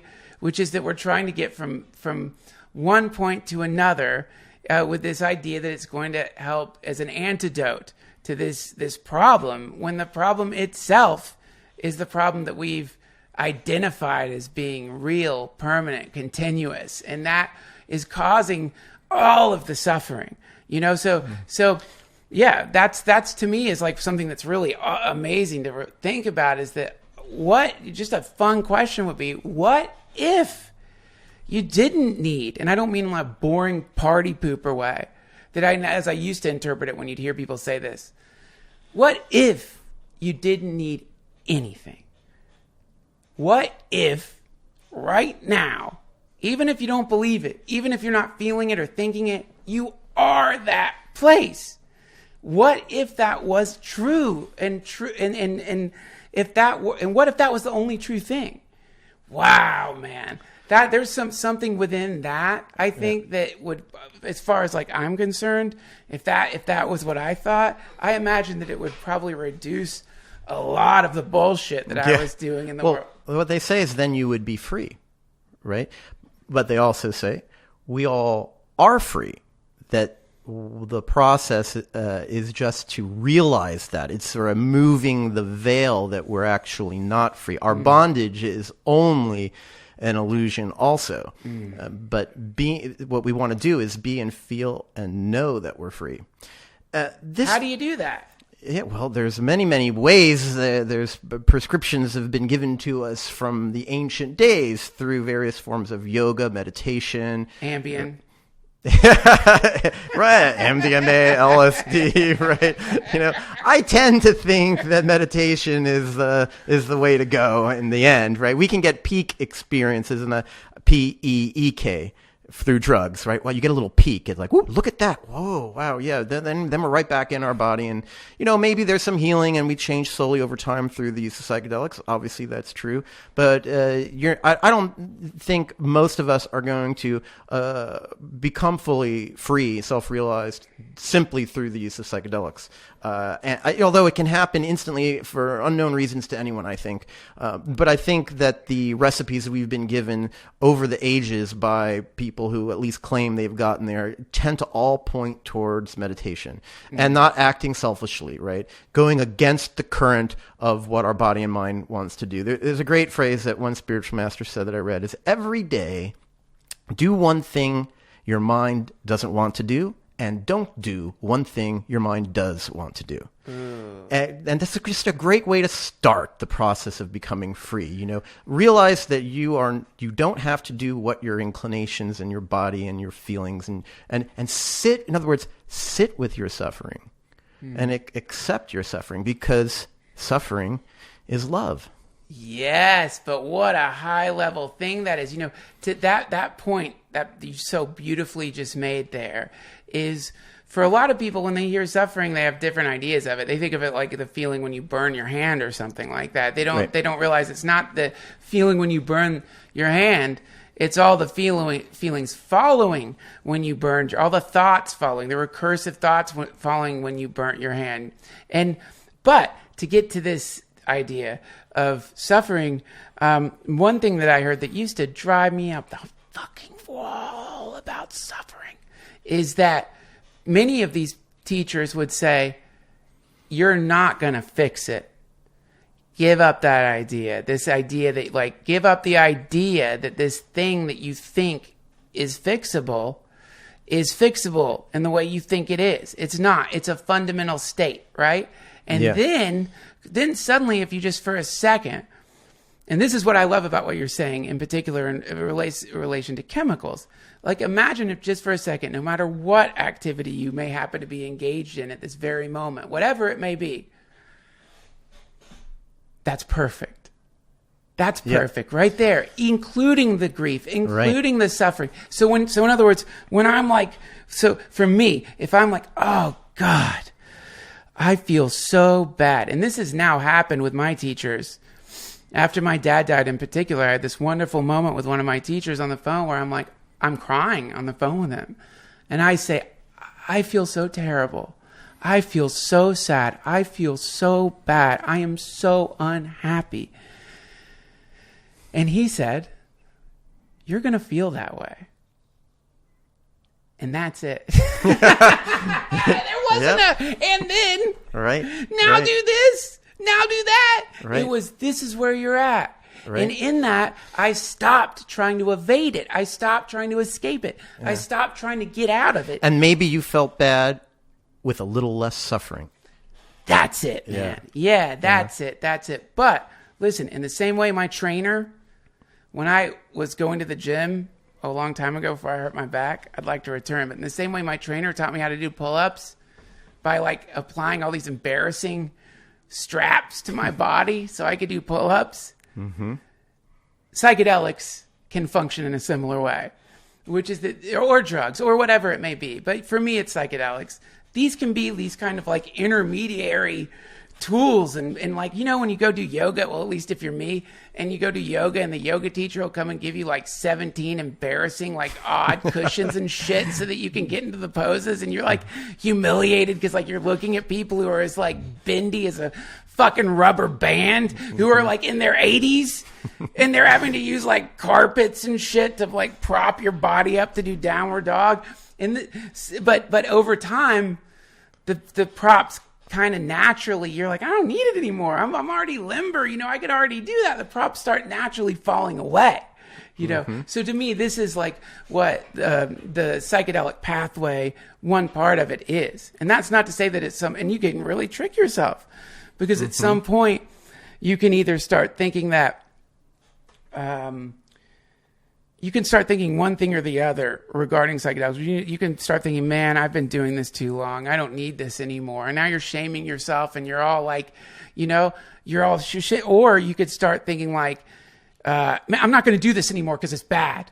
And then you stop and you're shaming yourself in a different way. Whereas I think potentially maybe what might happen is these things, you just naturally stop thinking about them. You stop wanting to go for your phone. You stop wanting to go on Reddit. You stop wanting to go on Drudge Report. Because why? Because the reason is you were going there in the hopes of experiencing this flickering state.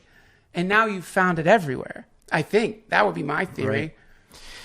Yeah, that's, you know, how that resonates with me most is in terms of activism and making the world a better place, because that's been my path, right? I've always, you know, since I was a teenager, been an activist, right? I was anti-nuclear activist when I was 16, and just, you know, now I'm trying to change drug policy, et cetera, right? And, you know, it all really comes from my relationship with my father. I was just in this workshop. My stepdaughter has been doing it for years, and that's why I'm carrying this teddy bear around, by the way, because I went through level 1. It's called Global Harmony in Sacramento, and it's very interesting. I got closer to my stepdaughter, and I have to carry this around until level 2. That's, you know, so you have to carry a multicolored bear around with you? Yeah, I have to carry it around for the next couple weeks until I go to level 2. But have you checked to see if there's any bugs in there? Well, I got to choose it out of a whole big room full of teddy bears, and you know, I picked the one that looked most. But I mean, have you looked to see if there's a recording device in there? No, I feel something right there. Oh shit! Why do you have to carry that around? Tell me why. You know, I don't know. I think part of this was like getting in touch with your inner child, and I think they also want you to come back to level 2. But and so this is a reminder: if you carry it around with you, you're not going to forget to come back to the next level. I'm not going to forget because I'm going with my stepdaughter, who, you know, really wants me. What's to it go. called? Global Harmony. Yeah, it's in Sacramento. But in any case, in this, we're talking about, like, they go into your relationship with your father, and my father was abusive, and that's why I feel lucky that I was introduced to Mdma as a teenager, because it helped me to heal from that. You know, but I also realized that my activism began sort of as this rebellious state. I happened to meet these Quakers who got me into anti-war activism, and I was able to channel my anger against my father into something more productive, right? And so then, you know, it's been like, I want to change the world. I want to make the world a better place. And through my lifelong process of you know, healing, and I have come to realize that the abuse that I suffered as a child from my father was the greatest gift I could have ever had, because I have more empathy now for the suffering in the world. People who have had great childhoods and never experienced suffering, like, proverbial wealthy people who are insensitive, they may lack something. They may be more spiritually challenged. And I was able to fully forgive my father, and it was horrific. I don't want to go into all the details, but I was with him at his bedside when he passed away. I took care of him for the last year of his life. I always protected myself from him. You needed to, because he was that kind of person. But I ended up fully forgiving and fully loving him, precisely because of what I feel that he gave me. And when I translate that to the real world, and this activists hate hearing this, this whole notion of like everything's perfect, right? The war in Iraq is perfect. Terrorism is perfect. Donald Trump is perfect, right? The evil in the world is there to get our souls on the path towards love. You can't even imagine a perfect world. Why try? If it was a perfect world and there was no evil, there'd be no love. Also, because you can only understand things in relation to their opposites. Yeah. So everything that's happening is perfect. It's all here for a reason. It doesn't mean I've stopped being an activist. You still do it. You still try to relieve suffering, even though you realize that suffering is a necessity to help people approach and realize love. I think that theoretically, that if you wanted to be an activist and make things better, then my guess would be that you're going to do a better job if you have found a way to love yourself and to forgive your parents. Yeah. And when I throw my mind into the big picture events, it can be a little confusing, and my mind can get grabbed into a kind of state of hopelessness. So, and what I've been taught is that though certainly we don't want to stick our heads in the sand and ignore the truth of the horrific tragedies that are happening all over the world, and use something called spiritual bypass to avoid confrontation with this. But because these big problems are going to require, as in the climate change report that just came out, an unprecedented shift in the way humans are living, then that means that we have to start with ourselves first. And then as we're working on ourselves, continue a thing that was initially fueled by anger. Because in the same way, when I was talking about that weird thing where there's all these kinds of paths that lead to broader paths, I think it's similar with activism. So many people start off fucking pissed off. So many people start off just wanting to seem cool. Yeah. Wanting to seem like good people.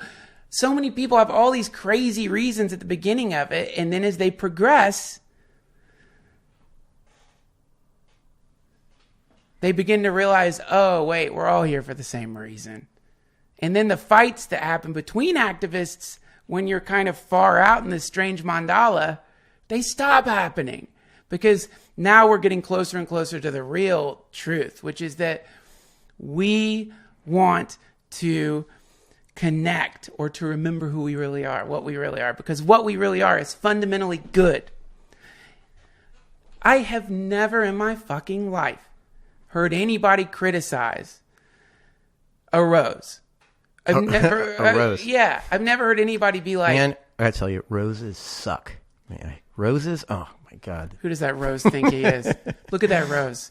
Look at that rose. Clearly that rose is putting on a show of being that colorful. It's not really that colorful. Look how wilted that rose is. My God. How is that rose wilting in such great environments? Have you ever seen such a shitty fucking rose? Did you hear about the rose? That rose is never. And yet humans are identical. We are nature. We're part of nature. And yet we criticize and hate ourselves. So, to me, it's a beautiful thing that you're saying, which is like, man, on one level, everything's perfect. On another level, somebody's house is on fire. Because the fucking house is on fire. I'm not going to be like, hey, that's perfect, dude. Or someone's in prison because they smoke cannabis. Yeah. And I think that there's some weird synchronicity between the two forms of activism. I think you could almost say that self-remembering is a form of activism. That Sure. The ultimate form of activism. Yeah. Because you know what happens if you keep engaging in activism and you don't bring in that spiritual perspective? What? Stalin, the Khmer Rouge, these horrifying, put your enemy against the wall and shoot them all, and the totalitarian dictatorships on the planet have all come from the best of intentions originally, but not the ultimate one that you're talking about, the cultivation of humility and the remembering who you are, right? We need to learn to see our perceived enemies as potential allies. Always. That's not to say there isn't going to come a time where we have to fight. We will, and it's unfortunately seeming that to be more likely the case that we're going to have to fight in this country too. I pray it's not going to happen anytime soon. But even as we do that, we can come at it from a different perspective. This is the whole point of the Bhagavad Gita, by the way, the great Hindu spiritual text. Arjuna is on the battlefield about to go to war with the other clan, and there are relatives of his on the other side, and he gets dejected. And then Krishna gives this speech to him, which is called the Bhagavad Gita, about how you should go to war anyway, but do it from a place of detachment and remembrance. You can't control the situation. You need to participate. And it was a just war. It's not saying that, so I'm not saying therefore that, say Iraq or Afghanistan vets should stay and fight, right? The war that we're fighting is the war to end the wars in Afghanistan. So we keep doing that. We keep on fighting, but just, be an activist, but do it from a place of detachment where you aren't desperate for the results. That's great. Yeah, well, that is something in the Bhagavad Gita. You have a right to your action. You do not have a right to the fruits of your action. Right. But I think, man, that this is one of the things that popped up in my head, and it's a legitimate, valid point, which is like, how do we deal with confrontation while simultaneously being compassionate? And it's a big, big question. And I think that it's a good thing to have and think about, but let's, while thinking about this, keep getting back to this question, which is, what are we really? What are we? And if what we are is fundamentally good, and we keep reconnecting with that memory that gets obscured or by their flickering non-continuous self, then maybe the thing you're talking about, some potential conflict, always there. Not just in the United States, but in a personal level. Always some potential conflict. Always something that could be looming in the future, whatever it may be. Always, always there. And then some would say inevitable in some form or fashion. And I think this is one of the reasons why people call meditation a practice. We're practicing so that when that thing comes, we can respond to it in a way that is nonviolent and loving, because we've been practicing. And then when that happens, if you're somebody like me who spent a big portion of our lives reacting to confrontation with aggression in some form, even if the aggression was veiled as something as simple as an eye roll or a sarcastic remark or some very, very subtle form of aggression, high roading, which I'm quite guilty of, or like producing an idea that my POV must be better than another's POV, or it gets very subtle. In fact, I imagine in some form or fashion, I'm doing it right now, and I apologize. But because this is just like, it gets very refined, right? Mm-hmm. But if in the big, like, sort of overt mechanisms. We respond to confrontation from a place of being grounded in some fundamental good. You'll find that the way your fights happen is completely fucking different than the way they used to happen. I mean, on an interpersonal level. Right. You know, and when you get into one of those kinds of fights, arguments, or whatever you want to call it, and you watch the way those fights go down, it's almost a game. It's playful. There's something in it that's and you know who I think is a testament to the success of this method on a larger macro scale? No. You know him? Who? Rick Doblin. Oh, yeah. Rick Doblin has been able to work with our perceived enemies to such a degree that they have come around now and are behind Mdma legalization in a way that nobody ever would have dreamed of, even 20 years ago when I first met Rick. I mean, I dreamed of it because I was like, hopeless, positive belief systems. We're going to do it, But, he, there's so many people out there right now who just think, they don't want to work with the Trump administration. They don't want, but they're never going to do it. The way it was in my career as a harm reduction activist, I started reaching out to parents of kids who died at raves after they've taken fake ecstasy, and nowadays all and people told me at the time, oh, you're crazy. Those are going to be the most anti-drug people ever. They're going to never going to work with you. And I found that to be not the case at all. I was nervous the first time, but all the parents that I've contacted ended up becoming allies in harm reduction. Wow. Yeah, so we need to perceive our. We need to realize our perceived enemies are potential allies and approach them as if they already are. Wow, man. Thank you so much for this conversation. I've learned so much from it. Will you please tell my listeners where they can find you and how they can help you and become your allies? Well, the thing I'm trying to promote right now is my podcast called Drug Positive, and, it's on iTunes and everywhere else. We've got 9 episodes. My wife is my co-host. It's really great because it's the first time we're really working so closely together on a project, and that's awesome. And, I don't bring too much of this spirituality discussion into it. It's mostly a harm reduction and activist-oriented drug policy reform podcast. We need it. It's entertaining. We're approaching 1,000 listeners per episode now. So, man, I'm so lucky to get to hang out with you, and I'm so grateful for the work that you've been doing for so long out there. And I'm obviously exceedingly grateful to Rick Doblin, but I hope somewhere in the midst of your tireless effort to create a more rational relationship with substances that you give yourself a pat on the back here there, because you deserve it. And many of us are very grateful for your work. Thank you very much. Yeah. Hare Krishna. Thank you so much for listening, everybody. A big thank you to Squarespace for sponsoring this episode of the DTFH. Much thanks to my Patreon subscribers, and much thanks to all of my sweet listeners. May every single one of you be free from suffering